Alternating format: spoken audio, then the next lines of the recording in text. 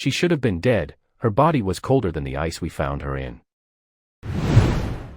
It was December 20th, 1980, and the weather in Lengby, Minnesota, was unforgiving. I remember the cold biting through my coat as I rushed into the hospital. We had just gotten a call about a 19-year-old named Jean Hilliard.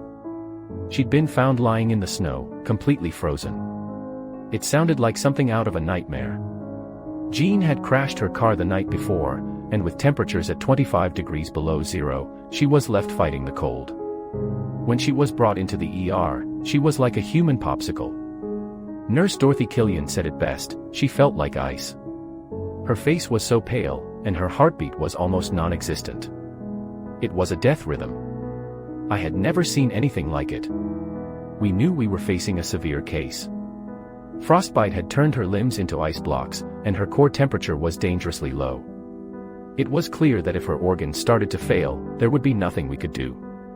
We scrambled to stabilize her, but the situation was desperate. I remember thinking, this might be the end. As we worked frantically, Rosie Erickson, one of our office workers, made an unexpected move. She called the church pastor, asking for prayers. I could only hope that this small act of faith might make a difference. Within minutes, the hospital was abuzz with talk of a prayer chain. Over 30 people began praying for Jean's survival. 2 hours later, something astonishing happened. Jean went into convulsions, a sign that her body might be fighting back. We were cautiously hopeful, but the danger wasn't over. Her frostbite was severe, and amputation seemed inevitable. I could only wonder if we would see a miracle or face the grim reality of losing her. Then came the moment that stopped us in our tracks. Jean woke up. She was disoriented but alive.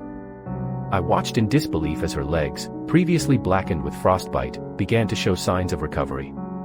It was like witnessing a miracle in real time. The frostbite seemed to be fading, and I couldn't explain how.